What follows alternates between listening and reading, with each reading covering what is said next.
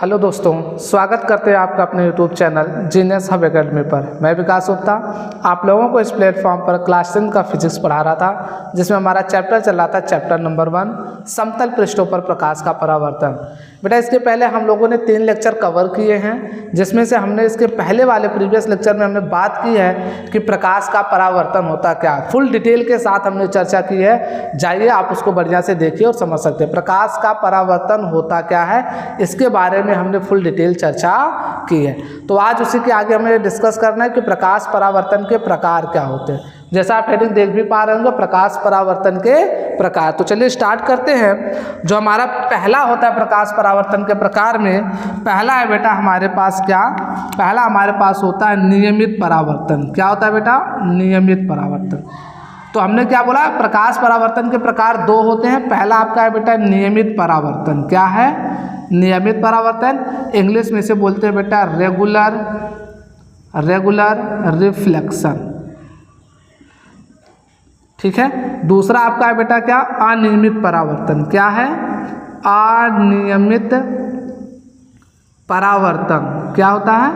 अनियमित परावर्तन। इसे इंग्लिश में कहते हैं बेटा इर्रेगुलर रिफ्लेक्शन। तो ये 2 प्रकार के हमारे पास परावर्तन होते हैं। जरा इसके बारे में चर्चा हम लोग करते हैं। तो कुछ हम यहाँ पे डायग्राम बना रहे हैं, उस डायग्राम को ध्यान से देखना। ये देखो बेटा, अब मैं बता रहा हूँ प्रकाश का परावर्तन पढ़ना है तो परावर्तन के लिए पॉलिशदार होना जरूरी है। मैंने इसके जिन लोगों ने इसके प्रीवियस वाले लेक्चर को नहीं देखा वो पहले देख लें। परावर्तन होने के लिए बेटा किसी भी सतह को चिकना हो या ना हो, लेकिन पॉलिशदार होना जरूरी है। तो भैया पॉलिश के लिए हम ऐसा काम करते हैं। तो जब तक पॉलिश नहीं होगा बेटा तो ये परावर्तक पृष्ठ नहीं बन पाएगा। ठीक है ना। और अगर परावर्तक पृष्ठ नहीं होगा तो याद रखना कोई भी परावर्तन भी नहीं होगा। तो उस बात को याद रखना। तो हमने ये क्या कर दिया बेटा, पॉलिश कर दिया। अब मान लो प्रकाश की किरण आई, यहाँ से टकराई और क्या हो गई, ऐसे वापस हो गई। फिर अगली प्रकाश की किरण आई, टकराई और ऐसे क्या हो गई बेटा, वापस हो गई। फिर प्रकाश की अगली किरण आई और टकराई और ऐसे क्या हो गई, वापस आ गई। ठीक है। और फिर हमने देखा अगले प्रकाश की किरण आई बेटा, तो ये भी टकरा कर क्या हो गई, वापस। तो ये किस प्रकार का परावर्तन है, जरा देखते हैं। तो जब प्रकाश की किरण किसी परावर्तक पृष्ठ से टकराती है, टकराने के बाद पुनः एक दूसरे के समांतर परावर्तित हो जाती हैं, तो इस प्रकार के परावर्तन को हम लोग बेटा क्या बोलते हैं, नियमित परावर्तन। क्या बोलते हैं? नियमित परावर्तन। तो ये आपका कैसा परावर्तन है बेटा, नियमित, रेगुलर। जब प्रकाश की किरण किसी परावर्तक पृष्ठ से टकराती है तो परावर्तन के पश्चात, देखो परावर्तन के पश्चात का मतलब क्या है, देखो ये अभी तक परावर्तन नहीं हुआ है, ये आपतित किरण आई। परावर्तन क्या होगा, जब प्रकाश किरण यहाँ से लौट जाएगी, तो ये होगा परावर्तन के पश्चात। इसकी बात नहीं करेंगे, परावर्तन पश्चात कौन होगा, ये।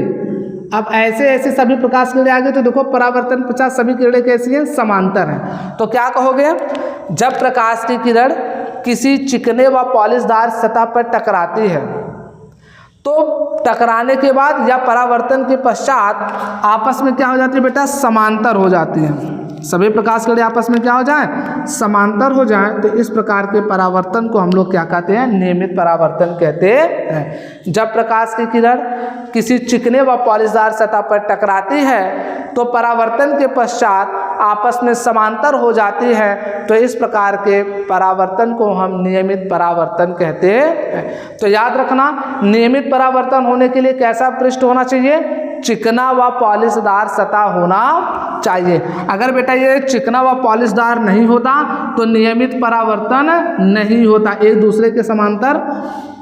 जैसे आप कभी साइकिल से अपने स्कूल जाते होंगे रोड पे, अगर आपने देखा होगा बेटा साइकिल से जाते वक्त अगर रोड अच्छी है तो सारे बच्चे देखो ऐसे लाइन से जाएंगे। अगर एक लड़का ऐसे साइकिल से आ रहा तो दूसरा इसके समांतर ऐसे ऐसे जाएगा। चारों क्या होंगे, ऐसे एक दूसरे के क्या होंगे बेटा, ऐसे एक दूसरे के चारों क्या होंगे, समांतर जाएंगे। मतलब क्या है, ये इतनी दूरी पे है तो दूसरा इतनी पे, तीसरा इतनी पे। देख लो जरा ध्यान से, बात समझा रहा हूँ, समझ लो। तो बेटा ये देखो, अगर आपका सतह बढ़िया है, मतलब रोड आपकी सही है, तो 4 के चारों मित्र अगर हैं, तो अगर 3 मित्र हैं तो तीनों के तीनों ऐसे समांतर चले जाएंगे। ऐसे जाएंगे कि नहीं जाएंगे, क्यों? क्योंकि बेटा रोड सीधा है, चिकना है, सीधा वो निकल जाएंगे। लेकिन सोचो अगर रोड आपका खुरदुरा हो जाए, सतह क्या हो जाए, खुरदुरा हो जाए। जो आपका रोड है वो गड्ढा हो जाए, कहीं पे गड्ढा हो कहीं पे ऊंचा हो, तो उसमें क्या होगा, क्या आप ऐसे पैरेलल जा पाओगे समांतर? नहीं। तो क्या करोगे, ये वाला कभी इधर मुड़ेगा, ये वाला कभी इधर मुड़ेगा, इधर, मतलब ये समांतर नहीं जा पाएंगे। इसका मतलब ये है कि बेटा अगर आपको नियमित परावर्तन देखना है तो पृष्ठ कैसा होना चाहिए, चिकना होना चाहिए और पॉलिशदार तो होना ही जरूरी है, क्योंकि बिना पॉलिशदार के परावर्तन संभव नहीं है। तो नियमित परावर्तन होने के लिए बेटा आपका पृष्ठ कैसा होना चाहिए, चिकना। जैसे आप लोग को समान नियमित परावर्तन कैसे पहचानोगे कि परावर्तन के पश्चात यदि प्रकाश किरणें आपस में समांतर हो जाती है तो इस प्रकार के परावर्तन को नियमित परावर्तन कहते हैं। समझ में आई बात है बच्चा? तो हमने क्या बोला बेटा, जब प्रकाश की किरण किसी चिकने व पॉलिशदार सतह से टकराती है और टकराकर परावर्तन के पश्चात आपस में समांतर हो जाती है तो इस प्रकार के परावर्तन को हम नियमित परावर्तन कहते हैं। तो क्या लिखोगे, प्रकाश की किरण जिस पृष्ठ से टकराती है ना, प्रकाश की किरण जिस पृष्ठ ने परावर्तक पृष्ठ से टकराने के पश्चात, प्रकाश की किरण परावर्तक पृष्ठ से टकराने के पश्चात या टकराने पर परावर्तन के बाद आपस में समांतर हो जाती हैं, आपस में समांतर हो जाती हैं, आपस में समांतर हो जाती हैं तो नियमित परावर्तन कहलाता है। तो नियमित परावर्तन कहलाता है। बात समझ आई बाबू? तो याद रखना, नियमित परावर्तन होने के लिए कैसा होना चाहिए, पृष्ठ आपका चिकना, क्योंकि अगर आपको रोड पर एक साथ चलना है, समांतर चलना है, तो पृष्ठ कैसा होना चाहिए, चिकना, और पॉलिशदार तो होना ही चाहिए, तभी परावर्तन होगा। तो चिकना व पॉलिशदार सतह होना चाहिए किसके लिए, नियमित परावर्तन के लिए। चलिए अब बात करते हैं दूसरा, अनियमित परावर्तन। किसकी बात करेंगे बेटा, अनियमित परावर्तन की। तो बात करते हैं, अगली हेडिंग हमारे पास है अनियमित परावर्तन। अनियमित परावर्तन जिसे हम लोग कहते हैं बेटा इर्रेगुलर रिफ्लेक्शन। नाम से ही स्पष्ट है बेटा, नियमित नहीं होगा, अनियमित मतलब इसके बाद परावर्तन पश्चात सभी किरणें आपस में समांतर नहीं होंगी, इधर उधर फैल जाएंगी। तो ये बेटा कब होगा, जैसे आप रोड पर चलते हो, अगर आपको एक लाइन में चलना हो तो रोड कैसा होना चाहिए, बिल्कुल चिकना होना चाहिए, तभी तो हाईवे पर सभी लोग एक साथ चल पाते हैं। लेकिन अगर आपकी रोड खराब है तो आप कभी भी एक साथ पैरेलल नहीं चलोगे, कभी इधर कभी उधर कभी इधर कभी उधर जाओगे, तो चारों दिशाओं में चलोगे। ऐसे ही प्रकाश भी है बेटा। तो प्रकाश अब की बार आपको कैसा बनाना है, चिकना पॉलिशदार नहीं बनाना है। देखो ये क्या हो गया बेटा, खुरदुरा पृष्ठ हो गया। कैसा हो गया, खुरदुरा तो हो गया, लेकिन पॉलिश फिर भी जरूरी है, तभी प्रकाश का परावर्तन होगा बेटा।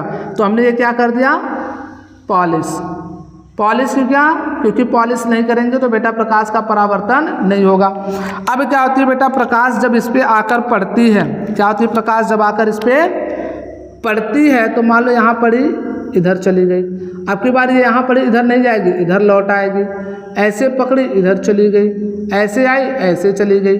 मतलब क्या है बेटा, सीधा नहीं जाएगी, चारों दिशाओं में प्रकाश क्या हो जाएगी, फैल जाएगी। ये प्रकाश की किरण ऐसे आई, ऐसे चली गई, फिर ये ऐसे आई और ऐसे चली गई, फिर ये ऐसे आई और ऐसे चली गई, फिर ऐसे आई और ऐसे चली गई, और ऐसे आई तो ऐसे चली। यहाँ पर हमने देख रहे प्रकाश का परावर्तन एक दूसरे के समांतर नहीं है, चारों दिशाओं में फैल जा रही है। तो इसका परिभाषा क्या हो जाएगा, प्रकाश की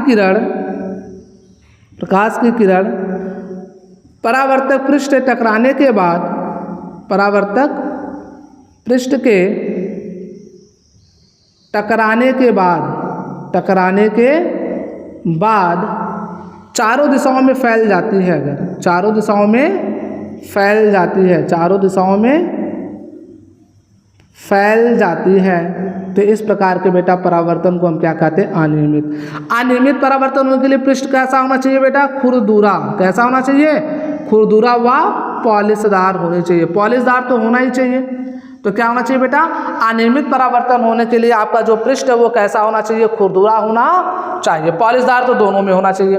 अब इसमें क्या होगा, जब खुरदुरे पृष्ठ पर प्रकाश टकराएगी तो वह नियमित परावर्तन नहीं करेगी, मतलब एक दूसरे के परावर्तन के पश्चात परावर्तित किरणें एक दूसरे के कभी समांतर नहीं होंगी, बल्कि चारों दिशाओं में क्या हो जाएंगी, फैल जाएंगी।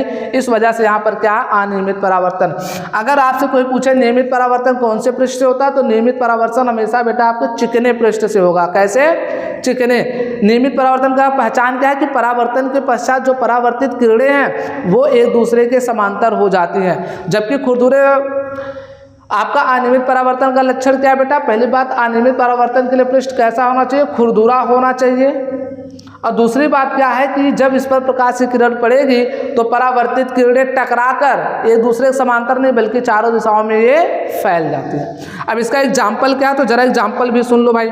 एग्जाम्पल इसका ये है, आप लोगों ने देखा होगा, एग्जाम्पल तौर पे बता दूं, खिड़की, कांच की खिड़की बेटा, कांच की खिड़की में प्रयोग किया जाता। अगर उसे खुरदुरा ना बनाया जाए, सोचो अगर खुरदुरा ना कांच की खिड़की बनाई जाए तो क्या होगा, सूर्य की प्रकाश बाहर से आएगी तो चारों दिशाओं में फैलेगी नहीं, पूरा जितना आएगी उतना आर पार हो जाएगी। तो हो सकता है वो प्रकाश की किरण आपकी आंखों में क्या हो जाए, जाकर के सीधे पड़ जाए। क्यों, क्योंकि जब उससे चारों दिशाओं में फैलेगी नहीं, पूरा ऐसे आएगी और फिर क्या होगी, आपकी आंखों में पड़ जाएगी, पूरी एकजुट लाइट आएगी, मतलब पूरी एक समूह में लाइट आएगी। और उसको जब चारों दिशाओं में नहीं फैलेगा तो वो लाइट कहाँ जाएगी, सीधे आर पार आपकी आंखों तक आ सकती है। लेकिन सोचो प्रकाश की किरण आए और हमने खिड़की ऐसा बनाया, कांच की खिड़की, जो कांच कैसा खुरदुरा है, तो जैसे प्रकाश उस पर पड़ेगी तो प्रकाश चारों दिशाओं में क्या हो जाएगी, फैल जाएगी। चारों दिशाओं में फैलने के बाद क्या होगी, प्रकाश पूरे कमरे में आ जाएगी। नहीं तो क्या होता, केवल एक ही जगह प्रकाश जाती और कभी आपकी वहाँ आँख आ जाती तो आपकी आँखें चकाचौंध भी हो जाती। समझ में आ रही बात है। इसलिए प्रकाश की जो खिड़की होती है, जो कांच की खिड़की होती है, उसके लिए हम खुरदुरा पृष्ठ लाते हैं, खुरदुरा पृष्ठ वाला बनवाते हैं, ताकि जब प्रकाश उससे पड़े तो प्रकाश चारों दिशाओं में फैलकर पूरे कमरे में उजाला कर दे, ना कि किसी एक जगह। समझ में आई बात बच्चे। और दूसरा कहाँ हम यूज करते हैं बेटा, जो अखबार प्रिंट करते हैं, क्या प्रिंट करते हैं, अखबार, उसमें भी हम उसका पृष्ठ कैसा रखते हैं, खुरदुरा रखते हैं। कैसा रखते हैं, खुरदुरा रखते हैं। क्यों रखते हैं, सोचो अगर चिकना होता, अखबार का पृष्ठ चिकना होता तो ऐसे प्रकाश पड़ते ऐसे निकल जाती तो आपको थोड़ा सा दिखाई देता।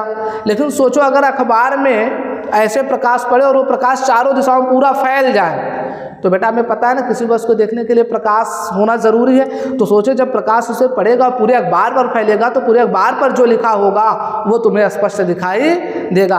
तो अखबार में जो छोटे छोटे अक्षर होते हैं उसको स्पष्ट पढ़ने के लिए हम लोग उसका पृष्ठ कैसा बनाते हैं बेटा, खुरदुरा बनाते हैं। खुरदुरा बनाने से क्या होगा, जो प्रकाश उसे पड़ेगी, प्रकाश चारों दिशाओं में हर तरफ फैल जाएगी, और जब हर तरफ फैल जाएगी तो प्रकाश जो उस पर लिखे गए छोटे छोटे अक्षर हैं उसे हम आसानी से पढ़ सकते हैं। तो आई होप आपको बेटा ये प्रकाश का परावर्तन समझ में आएगा।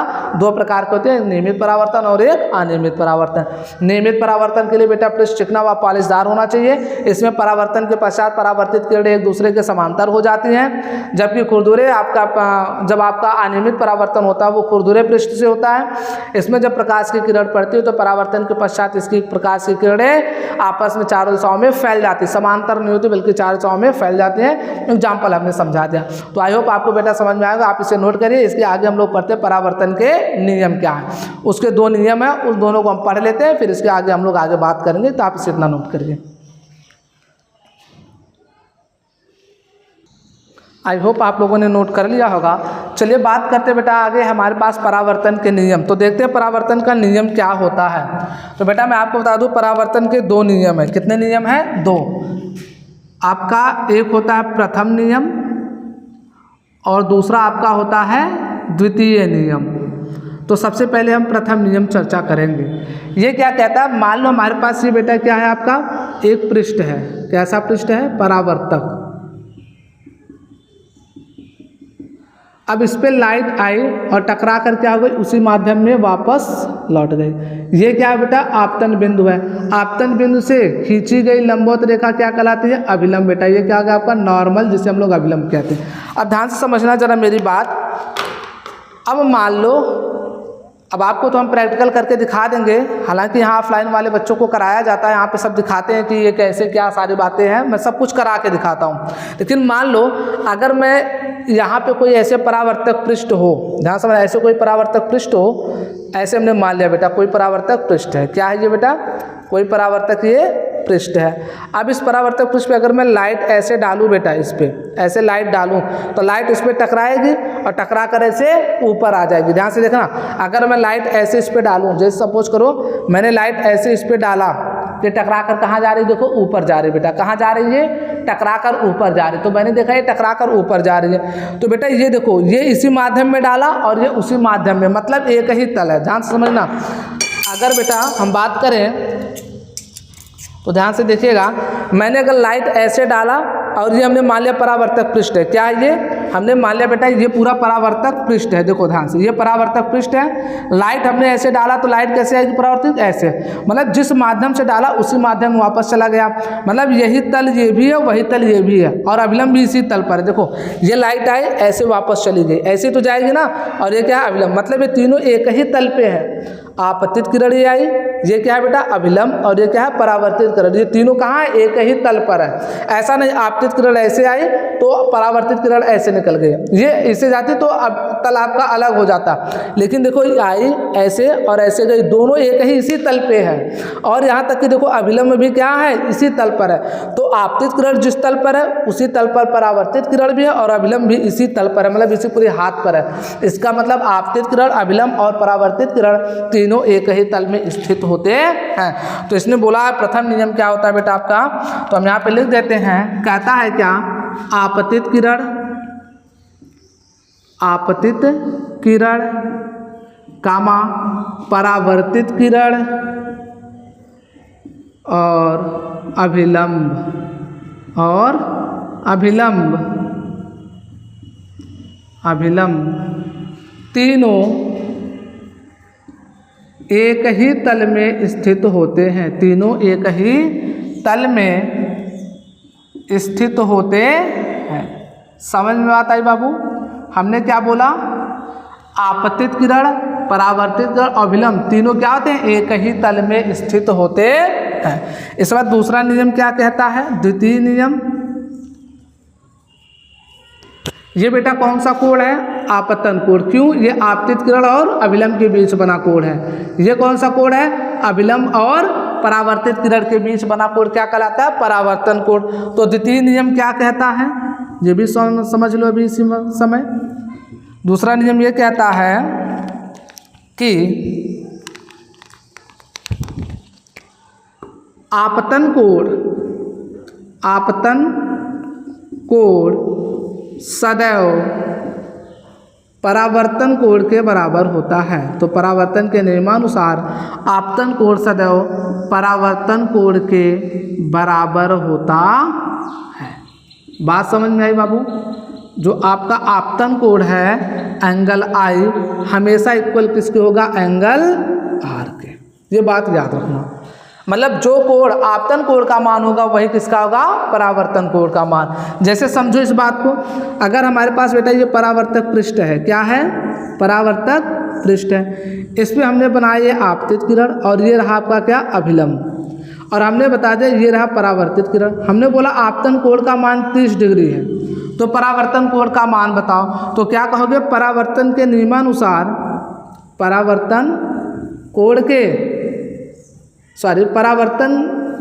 परावर्तन के नियमानुसार, परावर्तन के नियमानुसार मतलब परावर्तन के नियम के अनुसार हम लोग क्या कहते हैं कि जो एंगल आई होता है वो एंगल आर के बराबर होता है। और एंगल आई है क्या? आपतन कोण, और आपतन कोण है कितना? 30 डिग्री। तो परावर्तन कोण भी 30 डिग्री के बराबर होगा, क्योंकि देखो द्वितीय नियम क्या कहता है? आपतन कोण सदैव परावर्तन कोण के बराबर होता है। ठीक है ना? मतलब जो कोण आपतन कोण होगा वही क्या होगा? परावर्तन कोण। तो आपतन कोण 30 डिग्री है, तो आपतन कोण 30 डिग्री, तो परावर्तन कोण भी कितना होगा बेटा आपका? 30 डिग्री। बात समझ में आई कि नहीं आई? तो इस बात को याद रखना, आपतन कोण सदैव परावर्तन कोण के बराबर होता है। अच्छा एक बात और सुनो, ये बड़ा बात ध्यान से सुनना कि आपतन कोण है क्या? आपतित किरण और अभिलंब के बीच बना कोण। आपतित किरण और अभिलंब के बीच बना कोण ही आपतन कोण कहलाता है, और परावर्तित किरण और अभिलंब के बीच बना कोण परावर्तन कोण कहलाता है। ये बात याद रखना। जैसे अगर कहीं ये दे दे इस तरीके से तो कंफ्यूज मत हो जाना। ये आ गई लाइट बेटा, ये रही आपका क्या अभिलंब रहा, और ये रही आपका परावर्तित किरण। और बेटा आपको ये एंगल दे दिया 30 डिग्री, तो ये मत समझ लेना ये आपतन कोण है, नहीं। आपतन कोण क्या है, ध्यान से इस बात को सुनना। आपतन कोण होता है अभिलंब और आपतित किरण के बीच। तो देखो यहाँ अभिलंब और आपतित किरण के बीच कोई कोण नहीं है, लेकिन हमें पता है यहाँ से देखा जाए तो ये कितने एंगल का बनेगा 90।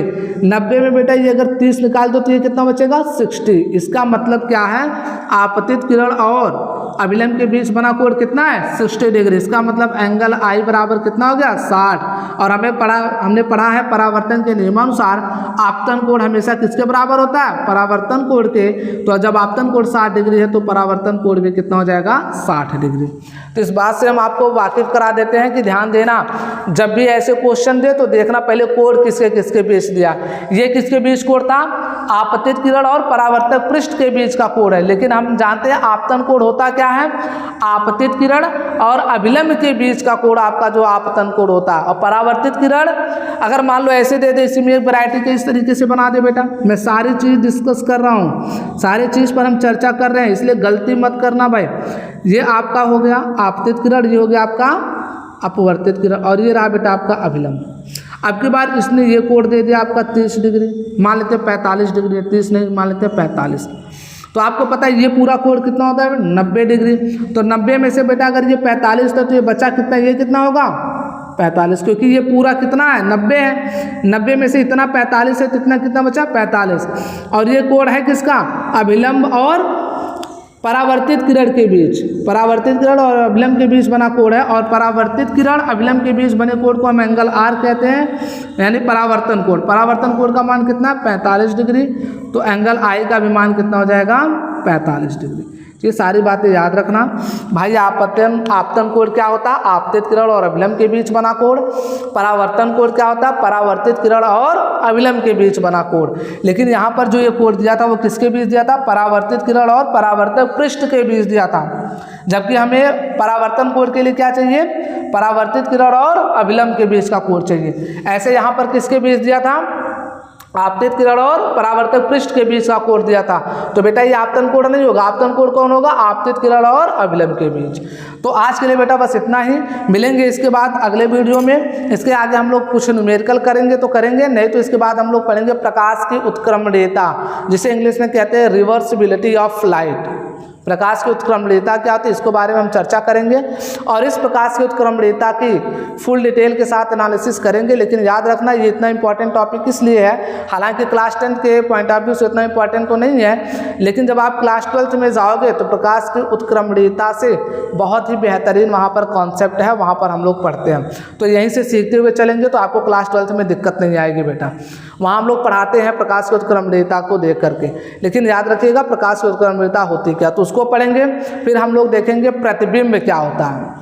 हमने सब कुछ सीख लिया बेटा, 3 लेक्चर ले चुका हूँ इसके क्या नाम है इंट्रोडक्शन पे। उन तीनों लेक्चर को बहुत अच्छे से ध्यान से देखना, भूलना नहीं, बहुत अच्छे से पढ़ लेना, ताकि जब हम सेकंड चैप्टर स्टार्ट करें, क्या है सेकंड चैप्टर, गोलीय पृष्ठों से प्रकाश का परावर्तन, तो आपको वह बेहतर से बेहतर समझ में आए। ये आपका चैप्टर आपके कभी बोर्ड एग्जाम में नहीं आएंगे, लेकिन बेटा अगर आपको फिजिक्स समझनी है, वो भी अच्छे ढंग से हमेशा के लिए याद रखना है, आप चाहते हो कि क्लास 12 में भी आपकी हेल्प करें, तो बेटा ये सारे कॉन्सेप्ट आपको सीखने ही पड़ेंगे।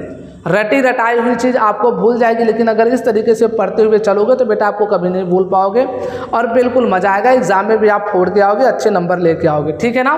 तो हमने क्या बोला, अगली क्लास में हम लोग पढ़ेंगे प्रकाश की उत्क्रमणीयता, रिवर्सिबिलिटी ऑफ लाइट जिसे कहते हैं। फिर आगे हम लोग पढ़ेंगे प्रतिबिंब में क्या होता है, प्रतिबिंब बनता कैसे है। अब धीरे धीरे हम लोग शिफ्ट करेंगे, प्रतिबिंब देखेंगे, फिर हम लोग पढ़ेंगे समतल दर्पण क्या होता है, क्योंकि हमने पढ़ा है हेडिंग हमारे पास क्या है, समतल दर्पण पर प्रकाश का परावर्तन। तो पहले लेक्चर में हमने देखा था प्रकाश क्या है, पहले लेक्चर हमने क्या देखा, प्रकाश क्या है, प्रकाश के गुण देखा। फिर हमने क्या देखा, कुछ प्रकाश, दूसरे लेक्चर में हमने क्या अटेंड किया, प्रकाशिक माध्यम क्या है, वे माध्यम कौन कौन से जिससे प्रकाश जा सकता है, और प्रकाश से रिलेटेड कुछ बातें हमने डिस्कस की। इसका मतलब पहला और दूसरा लेक्चर किसके बेस पर है, प्रकाश के बारे में। तीसरा लेक्चर किसके बारे में था बेटा, प्रकाश के परावर्तन पे, किसके, प्रकाश के परावर्तन पर हमने डिस्कस किया कि प्रकाश का परावर्तन क्या होता है। और चौथा लेक्चर भी देखो परावर्तन के नियम पर आ गया कि परावर्तन का नियम क्या होता है। अब जो 5वां लेक्चर बेटा आपका आएगा, कौन सा लेक्चर? जो 5वां लेक्चर आपका आएगा। अब हमने देखो चैप्टर का नाम क्या था, ध्यान से समझो, एक एक चीज पढ़ा रहा हूं। चैप्टर का नाम है बेटा समतल पृष्ठों से प्रकाश का परावर्तन, प्रकाश का परावर्तन। तो पहले हमने पढ़ लिया प्रकाश क्या होता है, 2 लेक्चर, फिर 2 लेक्चर हमने अटेंड किया प्रकाश परावर्तन पर, उसके नियम उन सीखे। अब हमने 5वें लेक्चर में क्या करना, समतल पृष्ठ। समतल पृष्ठ से क्या बना होता है बेटा, आपका दर्पण। आपके घर का जो शीशा है वो किस प्रकार का दर्पण है, समतल दर्पण है। तो अब इस समतल दर्पण से हम लोग क्या सीखेंगे, प्रकाश का परावर्तन। क्योंकि हमने प्रकाश का परावर्तन तो सीख लिया क्या होता है, अब हम वही प्रकाश का परावर्तन कहाँ से देखेंगे, समतल दर्पण से।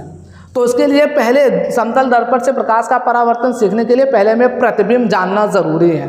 तो पहले हम पढ़ेंगे प्रतिबिंब क्या होता है। प्रतिबिंब फिर 2 प्रकार के होते हैं, आभासी प्रतिबिंब और वास्तविक प्रतिबिंब। तो इसके बारे में चर्चा करेंगे बेटा। आज के लिए बस इतना ही, मिलेंगे हम नेक्स्ट वीडियो में। और हाँ, एक बात और है, चैनल को सब्सक्राइब और लाइक जरूर कीजिएगा, शेयर भी करिएगा अपने दोस्तों में। और दूसरी बात, अगर आप मेरे ऑफलाइन कोचिंग में ज्वाइन करना चाहते हो तो मैं इसके डिस्क्रिप्शन बॉक्स में लिंक दे दूंगा मोबाइल नंबर का। आप मोबाइल नंबर पर फ़ोन करके आप हमारे ऑफलाइन बैच में जुड़ सकते हैं। बेहतरीन प्रैक्टिकल के साथ आपको यहाँ पढ़ाया जाएगा, फुल डिटेल के साथ। तो थैंक यू वेरी मच, देखते रहिएगा आगे भी।